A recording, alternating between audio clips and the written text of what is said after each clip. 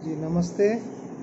मेरा नाम शेखर गंगुली है और मैं लेट सामुएल संगमा की पिताजी हूँ और रोज़ी संगमा की ब्रदर इन लॉ। तो मैं ये इंसिडेंट के बारे में कुछ आप लोगों को बोलना चाहता हूँ। लेट रोज़ी संगमा जो अराउंड 3-4 ईयर्स से बाहर है, वो पहले जॉब करती थी कोई कंपनी में और 2 साल से वो एयर होस्टेस में जॉब मिली थी उनको गो एयरलाइंस में। तो 2 ईयर से जॉब कर रही थी एयरलाइंस में। तो अभी फ़िलहाल उनको लीव में थी, घर में बैठी हुई थी। और सामुएल जो है वो पहले चंडीगढ़ में कॉल सेंटर में काम करते थे। अभी 2-3 महीना से वो दिल्ली में बैठे हुए थे, जॉब नहीं था उनका। तो दोस्तों का साथ वगैरह रूम रेंट में रहते थे पहले। तो 24 का उनका टिकट बन गया था दीमापुर में आने के लिए, इसलिए उन्होंने रूम को छोड़ दिया। फिर उन लोगों ने होटल अमलताज इंटरनेशनल में रूम रेंट में लेके बैठे हुए थे। उसके दोस्त थे वगैरह 5-6 वगैरह, वहीं उन लोगों ने रूम रेंट में लेके बैठे हुए थे। तो इंसिडेंट ऐसे हो गया कि डेट 23 को रोज़ी संगमा जो है, उनका घर है बिजवासन दिल्ली में, जो अपने बड़े भाइयों के साथ रहते थे, अल्बर्ट संगमा और गॉल्बर्ट संगमा, और छोटा भाई बेंजामिन संगमा के साथ रहते थे। तो 23 को उनको थोड़ा दर्द हो रहा था, शाम से थोड़ा तकलीफ हो रही थी, उनकी लेफ़्ट साइड में पेन हो रहे थे। तो इसका पेन का वजह से फिर उन्होंने, उनके ब्रदरों ने शाम को रात में उनको एक लोकल डॉक्टर के पास में लेके गए। तो लोकल डॉक्टर ने देखा कि उनका बीपी लो है। तो उसने बोला है कि उनको मेडिसिन वगैरह दे दिए कि विटामिन वगैरह खाओ और खाना वगैरह खाओ, उससे आपका ताकत हो जाएगा। तो वीकनेस फील हो रही थी। तो यही मैटर थी, वो बेड रिडन भी नहीं थी और सीरियस भी नहीं थी, जो सीरियस हो गई थी ऐसी मैटर भी नहीं थी उनकी। तो उन्होंने क्या किया, उसे करके भेज दिया घर में। फिर भी घर में आने के बाद में उसका पेन कम नहीं हो रहा था। तो सिस्टर, हम लोग का यहाँ दीमापुर में उनके बड़े सिस्टरों से बात हुए, हम लोग का साथ बात हुए। तो हम लोगों ने बोला कि हॉस्पिटल अभी मत लेके जाओ, कोरोना का सिचुएशन है। तो ऐसे ही बोले हैं। तो फिर डिस्कशन हो रहा था, तो उन लोगों ने बोला कि हमको पेन हो रहा है, रोज़ी ने बोला कि हमको पेन हो रहा है, भाई वगैरह। तो मेरा लड़का अलग जगह में रहता था, वो आपका वहीं रहता था सफदरजंग में। तो ऐसा करके फिर उन लोगों ने डिसाइड नहीं कर पा रहे थे कि हॉस्पिटल लेके जाए कि नहीं जाएगी। फिर भी उनकी पेन लेफ़्ट साइड में सीवियर पेन हो रही थी, लेफ़्ट की हैंड में और पैर में। तो ऐसे करके मेरे लड़के ने रात में आके अराउंड 1 में वो कैब लेके उसके घर में आ गए। खबर सुनते हैं कि उसके आंटी सिस्टर, आपका मौसी, उनका तबीयत ठीक नहीं है, ऐसे सुन के कैब लेके उसके घर में आ गए। तो फिर उन लोगों ने बातचीत करके उनको हॉस्पिटल लेके गए। अराउंड 3 में उन लोगों ने गुड़गांव के पहले हॉस्पिटल लेके गए, कोलंबिया एशिया में। तो कोलंबिया एशिया में पहले उन लोगों लेके गए। तो उन लोगों ने वहाँ जांच पड़ताल की। तो उन लोगों ने बोला कि ब्लड कमती है। तो उस टाइम में थोड़ा पेशाब से थोड़ा ब्लड जा रही थी उनकी। सीरियस हैवी ब्लीडिंग ऐसा कोई मामला नहीं था। उन लोगों ने, हम लोगों को, उन लोग सिस्टर ने भी नहीं बोला है कि ऐसा मामला है बोल के। तो ब्लड थोड़ा कमती थी यही बोला। तो उन लोगों ने बोला उनको एडमिट करना पड़ेगा, कंडीशन वीकनेस बहुत है, ब्लड कमती है। तो फिर उनके बड़े भाई अल्बर्ट संगमा ने पूछा कि कैसा एक्सपेंडिचर कॉस्ट कैसा है कोलंबिया में। तो उन लोगों ने यही बताया कि कोलंबिया में अराउंड 70-80,000, 70-80 हज़ार रुपया लगता है। तो उन लोगों ने बोला कि हम अफोर्ड नहीं कर पाएंगे। तो उन लोगों ने यही बताया कि आप कोई भी हॉस्पिटल में ले जाओ, इनको एडमिट करना, घर में लेके मत जाना। तो तुरंत उन लोगों ने अराउंड हाफ एन आवर के अंदर उन लोगों ने नेक्स्ट हॉस्पिटल, गुड़गांव थोड़ा और दूर में था, इंटीरियर में था, तो थोड़ा अंदर में ले जाके अल्फा हॉस्पिटल सेक्टर 9-10 उसका बसाई रोड में वहाँ लेके चले गए। तो अराउंड मॉर्निंग का तरह में पहुँच गए वहाँ में। तो उन लोगों ने एडमिट वहाँ देखा कि ऐसा ऐसा कंडीशन है। तो उन लोगों ने बताया क्या कि इसको आईसीयू में डालना है बोल के, उन लोगों ने आईसीयू में डाल दिया उनको। तो बाद में थोड़ा उन लोगों ने बोला कि ये कंडीशन ठीक हो जाएगा, स्टेबल होके बैठी थी वो। तो ऐसे कंडीशन ठीक हो गया बोल के उन लोगों ने घर में भी फ़ोन किया कि अभी सिस्टर स्टेबल है। तो सिस्टर ने भी बोला है कि उनका पैर की लेग वगैरह पेन कमती हो गया। तो ऐसा करके तो अच्छे हो गए, नॉर्मल हो गए बोल रहे थे डॉक्टर। जो लेडी डॉक्टर वीडियो में निकला, उन्होंने भी आके बोला कि अभी कंडीशन ठीक है, तो ब्लड चढ़ाना पड़ेगा, ऐसा भी बोला है। लेकिन फिर भी उन लोग ये बोला कि ये अच्छा हो गया, तो इसको घर में आप शाम तक देखो, फिर ले जा सकते हो आराम से। तो ये एश्योरेंस देने की वजह से मेरा ब्रदर इन लॉ जो है अल्बर्ट संगमा, उसने बोले कि तो मैं थोड़ा खाना खा के आता हूँ, तो थोड़ा बाहर चले गए नाश्ता वास्ता करने के लिए। उस टाइम में मेरा लड़का सामुएल वो भी उनका साथ में था, उसको भी कुछ कागज़ दिया उन लोगों ने, कुछ मेडिसिन वगैरह लेके आइए, तो उसने भी बाहर चले गए। तो ऐसा करके फिर आके देखा कि 5-10 मिनट का अंदर में आके देखा कि वो आइसक्रीम खा रही थी। तो मेरा सवाल और हमारा सवाल यही है कि जब एक पेशेंट उन लोगों ने बोला है कि सीरियस है, ऐसा है वैसा है, तो जो पेशेंट नॉर्मल उठ के बैठी है उसको आइसक्रीम खिलाने का क्या क्या प्रोटोकॉल है, क्या मतलब है? जो आइसक्रीम खाने के बाद में उसकी कंडीशन पूरा सीरियस हो गई और डिटीरिएट हो गई, वो आवाज़ भी नहीं निकाल रही थी, फम्बलिंग कर रही थी। तो वही वीडियो मेरे लड़के ने बनाया, इमीडिएट उसका लाइव वीडियो बनाया है। तो लाइव वीडियो बनाने के टाइम में भी उसने पूछा क्यों आप आइसक्रीम खिलाए हो? पेशेंट आईसीयू में आइसक्रीम नहीं खिलाया जाता, सबको पता है, सब डॉक्टर को पता है, तो आपने क्यों खिलाया?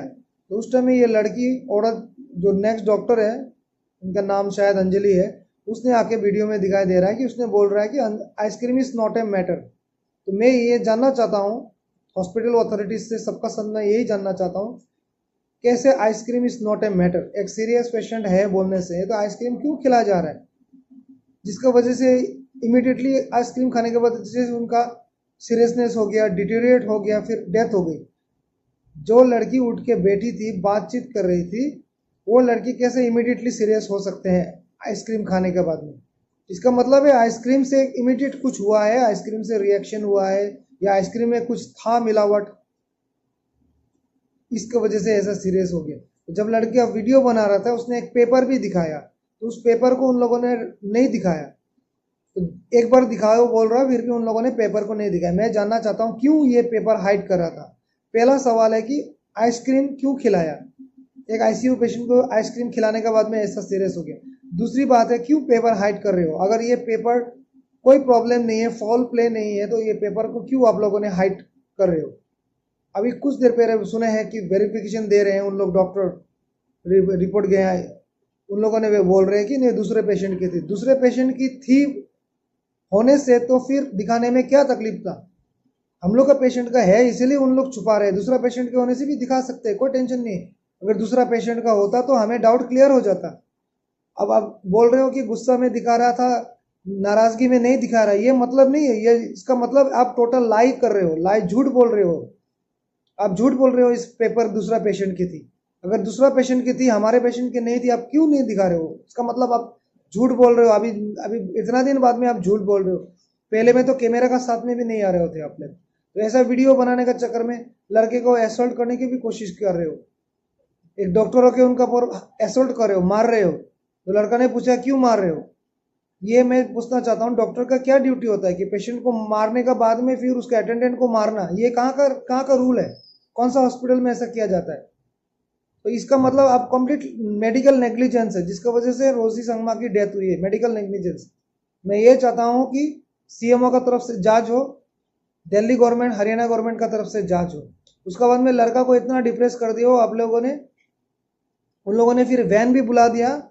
हम लोग को अटेंडेंट को नहीं बोलने का इन्फॉर्मेशन नहीं देके उन लोगों ने मोर्चुरी वैन बुला दिया कि बॉडी को ले जाना है। मैं ये जानना चाहता हूँ, जिस पर्सन का डेथ हो जाता है उनको अटेंडेंट को बिना बोले क्यों वैन बुला रहे हो आप लोग? इसका मतलब आप लोगों का फॉल प्ले है, कुछ ना कुछ है गड़बड़, क्यों आप बुला रहे हो वैन को? तो वैन को भी हम लोगों ने बोला कि पुलिस आने वाली है मत जाओ, तो वैन वाला भी नहीं गया। आप स्टेटमेंट ले सकते हो वैन वाला को, तो वैन वाला को आप लोग क्यों बुला रहे हो? ये दूसरा तीसरा सवाल है जो इसमें आप कुछ ना कुछ गड़बड़ है, तो बिना हमको इन्फॉर्म किए क्यों वैन बुला रहे हो? अगर कहीं ले जाना है, मोर्चुरी में ले जाना है, हॉस्पिटल में ले जाना है, पोस्टमार्टम करना है, तो हमें इन्फॉर्मेशन देना चाहिए जो हम वैन बुला रहे हैं।